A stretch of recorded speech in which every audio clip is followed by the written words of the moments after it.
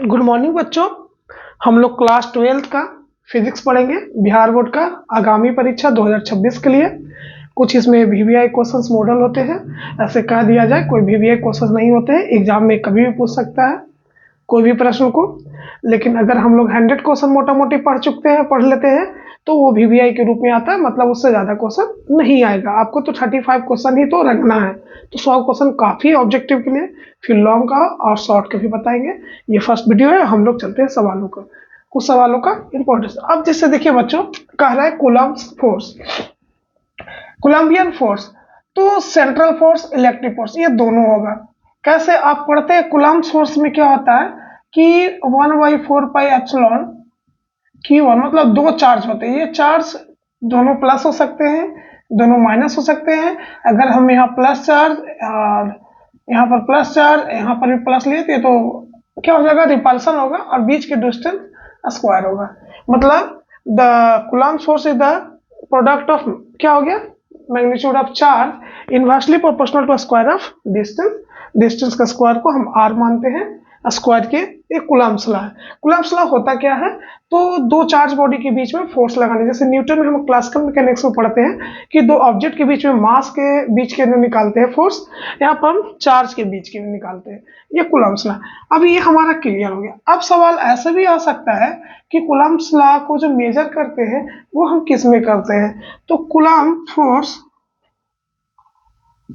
Force measured in newton. हम इसको भी न्यूटन से ही मेजर करते हैं, एन से ही करते हैं। ये भी सवाल ऑब्जेक्टिव में आपको आ सकता है। तो हमें समझिए कि एक तो क्वेश्चन दिए है, उससे रिलेटेड जो भी प्रश्न आएगा वो मोटा मोटी आपको बता दिया जाएगा। ठीक है।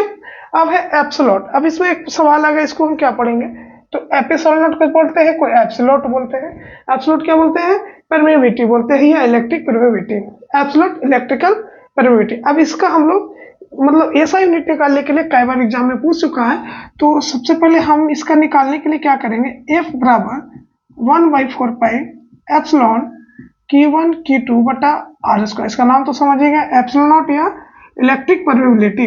अब इसको इधर कर देंगे, ये मल्टीपल में तो ये डिवाइड में जाएगा 1/4π F Q1 × Q2 upon are square. सवाल ये आया था आपके पास बच्चों कि ऐसा यूनिट इसका निकालिए, एसआई यूनिट ऑफ एप्सिलॉन, इसका भी सवाल आया। प्रश्न कुछ भी पूछ सकता है, लेकिन मोटा मोटी एक पढ़ने का दायरा होता है, वो दायरा से ज्यादा पूछा नहीं जाता है। बस वो दायरा को हम कैसे कवर करते हैं। ऐसे 10 बुक पढ़ लीजिए तो कोई वीवीआई, किसी का वीवीआई नहीं होता है, वो मोटा मोटी सब कुछ पढ़ा देता है, तो सब कुछ दे ही देता है, इसी कारण वो आता है। तो हम अगर कंसेप्ट क्लियर कर लेंगे कि अगर कूलम्ब्स लॉ ये हुआ, इसका एप्सिलॉन का वैल्यू क्या होगा, तो हम ऐसा यूनिट निकालते हैं इसका। तो ये तो पहले बच्चों हो गया कि कांस्टेंट है तो उसको बाहर कर दो। अब इसका क्या आ गया, तो एक बार लिख लेते हैं, तो 1/4π F Q1/Q2/r²। ये कांस्टेंट का तो कोई ऐसा यूनिट होता नहीं है। इसका हो गया न्यूटन।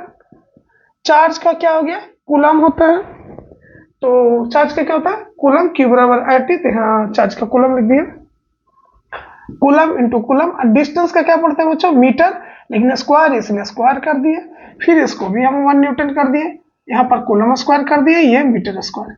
अब यहाँ पर देखिए बच्चों, ये नीचे पॉजिटिव है तो ऊपर जाएगा तो निगेटिव हो गया, ऊपर ऑलरेडी को है, ये भी हो जाएगा निगेटिव। तो ये हमारा एप्सिलॉन का ऐसा यूनिट आ गया, ये हम लोग कवर कर लिए। ठीक है, ये हमारा ये आ गया हम सबका। तो ये बच्चों क्या हो गया, हम सबका निकल गया ऐसा यूनिट। ये भी सवाल में आता है, ये भी समझिए भी है, तो ये तो बार बार आ चुका भी है। तो यहां तक आपका क्लियर। आगे इससे रिलेटेड जो भी प्रश्न है वो हम लोग देखते हैं। अब इसका बच्चों डायमेंशन भी पूछ सकता है, तो एप्सिलॉन का डायमेंशन क्या निकालेंगे, डायमेंशन ऑफ एप्सिलॉन। डायमेंशन आप पढ़े होंगे 11th क्लास में। डायमेंशन क्या होती है, बीमा होती है, जैसे लंबाई होती है, चौड़ाई, ऊंचाई, सब बीमा है। जो भी बीमा के मतलब को ज्यादा नहीं समझिए, जो लंबाई चौड़ाई ऊंचाई मापते हैं, बीमा है, डायमेंशन है। अब आगे देखिए इसका कैसे निकालेंगे, तो या तो इसी से डायरेक्ट निकाल सकते हैं या तो फार्मूला से निकालेंगे। तो एप्सिलॉन बराबर क्या पड़े, 1/4π F Q1 × Q2/r²। तो ये तो कांस्टेंट का हट जाइए, इसका क्या हो जाएगा आपका, डायमेंशन में भी न्यूटन लेंगे, या हम लोग क्या पढ़ते हैं, फोर्स का क्या पढ़े याद है, ए में न्यूटन सेकंड लॉ से पढ़े थे ए में। तो मास का हो गया केजी, इसका हो गया मीटर पर सेकंड स्क्वायर, लेकिन डायमेंशन कर रहा है तो केजी को क्या में हम बोलते हैं, एम में, मीटर को एल में, इसका टी, तो एम एल टी माइनस 1 हो गया। ये क्लियर है, स्क्वायर होगा यहाँ पे, तो यहाँ पर स्क्वायर हो जाएगा क्योंकि मीटर पर सेकंड स्क्वायर होता है। एक्सेलरेशन का क्या पढ़ते हैं, एल टी माइनस 2, तो एम एल, तो हो गया एम एल टी माइनस 2, या डायमेंशन है बच्चों। अब चार्ज का, अब इसका क्या पढ़ते हैं फॉर्मूला, आई इंटू टी पढ़ते हैं ना, क्यू बराबर आई इंटू टी। आई क्या हो गया, इलेक्ट्रिक करंट हो गया, इलेक्ट्रिक करंट को एम्पियर में, आई हो गया टी, तो 2 को है इसलिए 80, फिर 80, नीचे क्या है मीटर में, तो मीटर को क्या मापते हैं, एल से है तो एल स्क्वायर। तो अब बच्चों हो गया कि कोई कैंसिल हो रहा है तो कैंसिल करो, और नहीं हो रहा तो नहीं, एक तो कैंसिल हो रहा है, तो ये टी क्या चल जाएगा, ऊपर चला जाएगा, तो हो गया ये माइनस में है, प्लस में है नीचे, तो पर माइनस हो गया। अब ये पर जाकर चला जाएगा, ये 3 हो गया, 2 1 3, माइनस में तो ये सॉरी प्लस में तो माइनस में हो गया, टी अब ऊपर चला जाएगा तो ये प्लस में ही हो जाएगा, तो हो गया पहले ए और 2 2 4, ये हो गया आपका एप्सिलॉन, देख लीजिएगा आपको, ये माइनस में तो ऊपर गया तो प्लस में 2 और 2 इधर से है तो 4 हो गया, ये हमारा आपका डायमेंशन हो गया m1 माइनस l1 3 t4, और एक छूट गया एम्पियर स्क्वायर। अच्छा ओके, इसको लिख देते हैं ए स्क्वायर t4 ए स्क्वायर, क्योंकि ये दोनों के भी तो होगा ना, तो ये आपका हो गया। अब क्या हो गया, m1 minus L minus 3 t4 ए स्क्वायर। अब एक बार बोल लीजिएगा मेरे साथ तो आपको याद हो जाएगा, m1 minus L minus 3 t4 ए के पावर 2। अब क्या है कि अब इसको याद करें या ना करें, आप इससे आप डेरिवेट करके भी आप बना सकते हैं डेरिवेशन से, मतलब इसको सॉल्व कर लीजिएगा तो सॉल्व करने से भी हो जाएगा। तो डायमेंशन निकल गया, ए सा यूनिट निकल गया, हम लोग यहाँ से भी निकाल सकते थे न्यूटन का फोर्स ऐसे करके, तो हो गया m minus 1 L minus 3 t4 a2, ठीक है, 1 2, हाँ ऐसा बहुत अच्छा, ये भी ठीक है, एम एल टी याद रहेगा, ठीक है ना, तो 1 2 3 1 2 3 4, तो जैसे ये भी ठीक है। अब आगे हम लोग कुछ पढ़ते हैं बच्चों कि चार्ज आया, तो चार्ज का भी पढ़ते हैं कि क्या ऐसा यूनिट होता है, कूलम होता है। अब क्यू बराबर क्या पढ़े, आई इंटू टी, तो चार्ज का ऐसा यूनिट कूलम तो होता है, ऐसा यूनिट ऑफ चार्ज,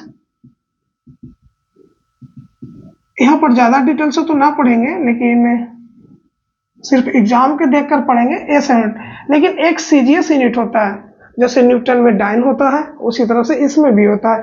तो सीजीएस यूनिट ऑफ चार्ज यहाँ लिख देंगे, सीजीएस यूनिट ऑफ,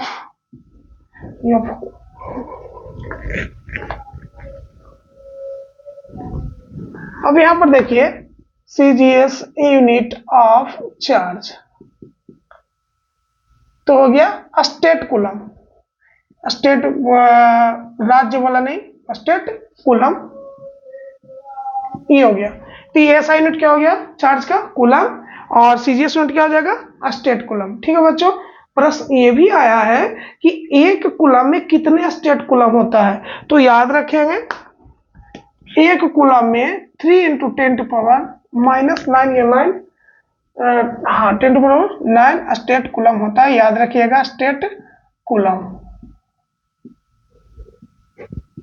तो ये हो गया ऐसा यूनिट, हो गया सीजीएस, तो याद रखिएगा एक कूलम में कितने, 3 3 9, 3 into 10 to power 9 statcoulomb, फिर से बोल लीजिएगा 3 into 10 to power 9 statcoulomb, 3 into 10 to power 9 statcoulomb, आपको 2 4 5 बार दोहराइएगा तो याद हो जाएगा ऑब्जेक्टिव।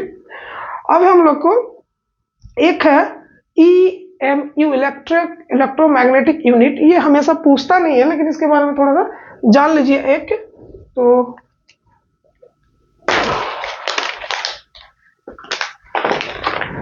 हमने ये सब जान गया, डायमेंशन जान गया,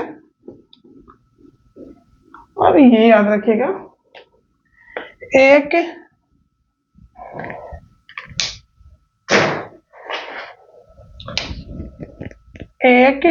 EMU ऑफ इलेक्ट्रोमैग्नेटिक यूनिट होता है बराबर 3 × 10⁹ ESU, अभी पढ़े थे ना, electrostatic unit equal to 10 coulomb. अब इससे कैसे सवाल आएगा, पूछ दिया एक ईएम में कितने कूलम, तो 10 कूलम, एक कूलम में कितने स्टेट कूलम, तो 3 × 10 हुआ 9 कूलम। इसको इलेक्ट्रोस्टैटिक यूनिट भी बोलते हैं या स्टेट कूलम।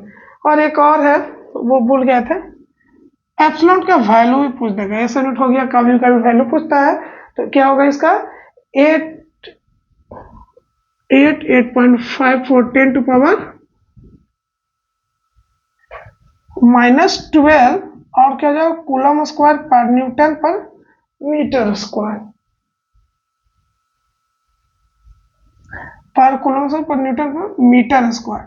ये भी वैल्यू आप याद रखिएगा एप्सिलॉन का। तो कूलम्स फोर्स से आया सवाल, तो रिलेटेड यहाँ से 7-8 क्वेश्चन बन गए। अब इसको आप बढ़िया से याद करेंगे या देखेंगे बार बार तो याद हो जाएगा, क्योंकि एक क्वेश्चन से इतना रिलेटेड जोड़ा कुछ भी दे सकता है, तो वीवीआई कुछ नहीं होता। लेकिन हम लोग ऐसे से मैक्सिमम 100 क्वेश्चन सॉल्व करेंगे, सारा फिजिक्स कंप्लीट हो जाएगा, इधर से उधर हो जाएगा, ऑब्जेक्टिव कहीं से देगा पूरा लड़ जाएगा। ठीक है, तो आज के लिए इतना ही, फिर हम नेक्स्ट वीडियो में आएंगे तो दूसरे प्रश्न के साथ। ठीक है, जय हिंद, जय भारत।